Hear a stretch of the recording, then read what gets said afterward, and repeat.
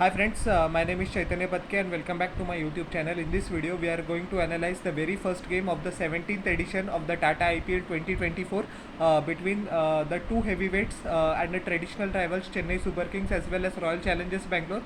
We will come to the analysis of the match in a minute, but I want to congratulate the BCCI as well as the IPL Governing Council that what a huge brand IPL has become. Nobody thought in 2008 when the first match took place between I think so it was Rajasthan Royals and I can't remember the other team. But what a game that was, and nobody would have thought that such a huge media conglomerate or such a giant IPL will become.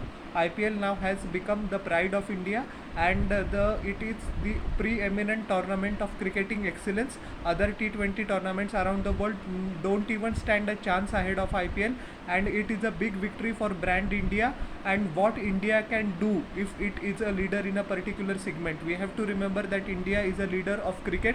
Now many English or Australian fans won't agree with me for this statement, but it is what it is. The money is it with India, the glamour is it with India, the power is it with India, and yeah, India all the way. 17th season of IPL, and I'm sure that IPL will only grow bigger and bigger from here on. So the toss was won by RCB and they decided to bat first, which I thought was a big blunder. Faf du Plessis said that the pitch will wear on as the time progresses, but that didn't happen, and it was a huge miscalculation on the part of the RCB skipper as well as the RCB team management, which they have to look forward and don't repeat the same mistakes, because I think it was a bowling wicket. Anybody who win the toss should bowl first, and RCB would have had a decent chance chasing the target instead of setting one, and I was proved right, unfortunately. The stadium was the MA Chidambaram Stadium in Chepauk, and it was the first game for CSK where Mahendra Singh Dhoni is not going to captain. The new captain is our very own Maharashtrian Ruturaj Gaikwad, and although he couldn't conjure up much magic with the bat, he guided his team pretty nicely in the field. He was tactically very brilliant. He wasn't afraid to ask MS Dhoni suggestions when he was not finding his way, but he captained on his own pretty independently, and he said at the toss to Ravi Shastri as well, MS Dhoni's shoes are pretty big to fill, but I will try to fill my own shoes. That is a pretty confident statement. He also said that he got to know that he will skipper CSK for this season before just 1 week before the start of the season. So he did pretty well in this game. Now coming back into the game, RCB posted 173 for 6 in their allotted 20 overs. At one stage, below 50 runs, 3 wickets were down for RCB, and we thought that RCB was going to bundle out within 120 or 130. But excellent batting towards the latter stages of the inning by both Anuj Rawat as well as Dinesh Karthik set the tone for an interesting match. This match also saw the return of Virat Kohli to cricket after a gap of almost 3 months. He disappointed though his fans. He must be pretty sad with his outing. 21 of 20 deliveries, just a solitary 6. Mustafizur Rahman taking his wicket with Rachin Ravindra taking a simple catch. Captain Faf du Plessis looked pretty good and composed for his 35 of just 23 deliveries, 8 boundaries in it. Crisp cover drives, extra cover drives, flicks, shots down to fine leg, you name it, all the range Faf du Plessis has he exhibited in this small knock. He must be pretty disappointed like Virat Kohli not to carry on. Now why I am using this phrase again and again, because RCB batsmen over the years have tended to make their knocks pretty big. Unfortunately, both the openers couldn't do it in this game.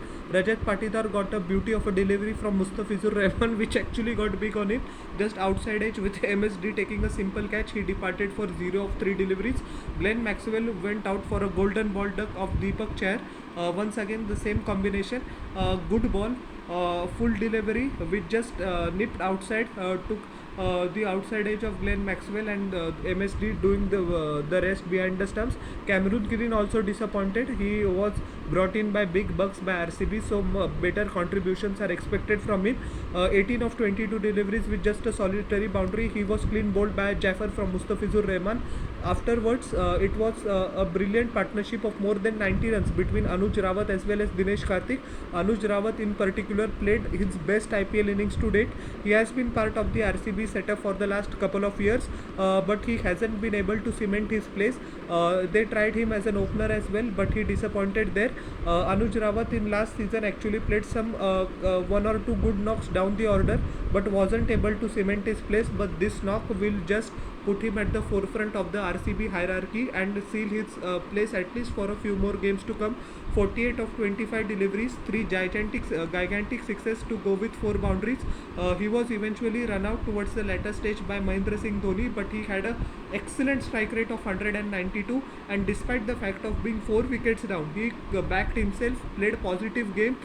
He was never bogged down due to the big occasion or due to the pressure, and yeah, he rotated the strike pretty well. And the good aspect in this innings that he even hit good balls actually, for 4 and a 6. The 6 that he hit over mid wicket was my favorite shot of the game. And Dinesh Karthik, the old war horse, many a time people have written of Dinesh Karthik, but he continues to surprise us due to his dedication, determination, hard work and intense training. Once again saving RCB the blushes. 38 of 26 deliveries, 2 massive sixes along with 3 boundaries at a healthy strike rate of more than 146. They both were not out towards the latter stage. He also complimented Anuj Rawat pretty well. He guided Anuj Rawat which shot to play.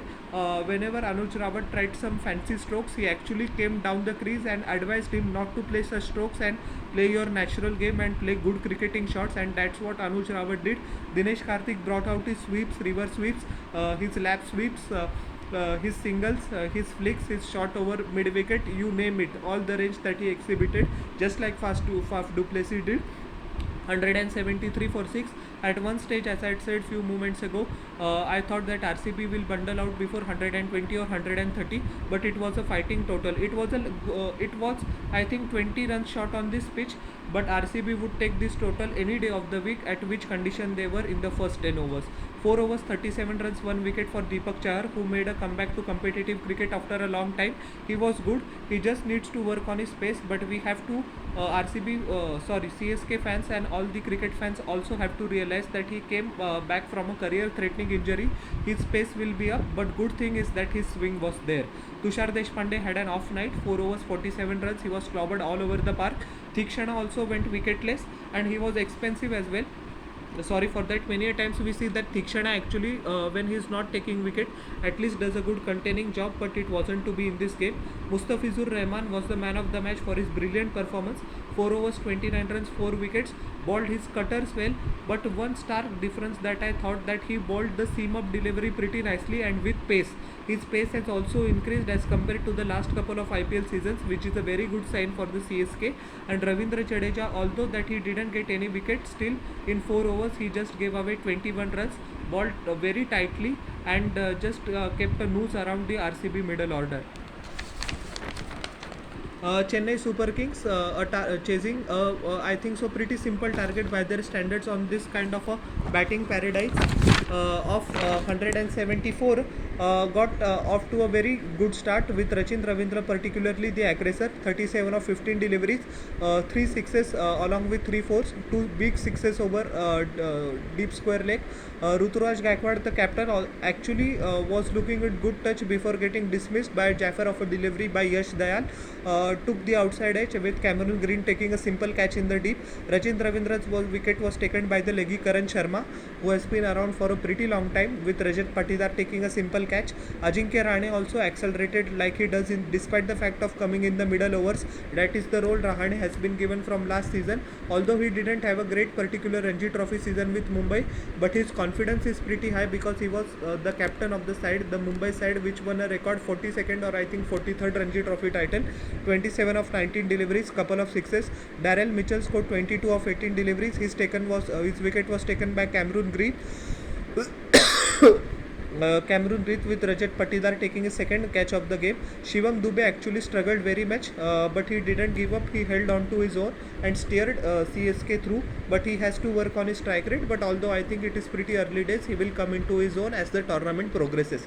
34 of 28 deliveries by Dube, 4 sixes and a massive 6. He was not out. And Ravindra Jadeja, we have to compliment his innings as well.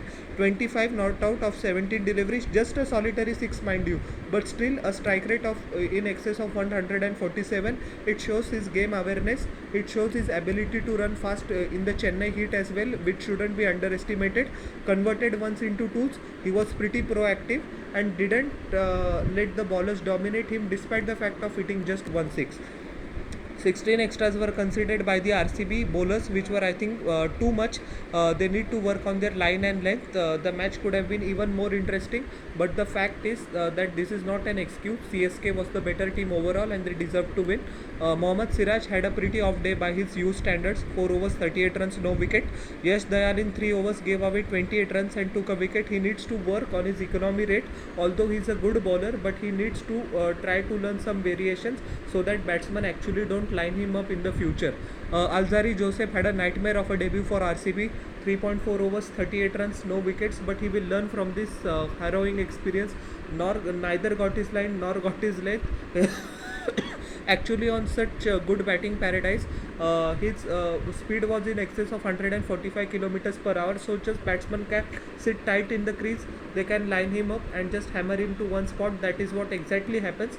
So just like Yash Dayal, he also needs to work on his variations, or he just needs to hurry the batsman pretty much. He needs to work on his length instead of the line. Karan Sharma, despite the fact of picking up 1 wicket, was expensive. 2 overs, 24 runs, 1 wicket. Mayank Dagar, the Indian domestic bowler, uncapped Indian player, bowled pretty well. I thought that he should have been given at least one more over. 2 overs, 6 runs, no wickets.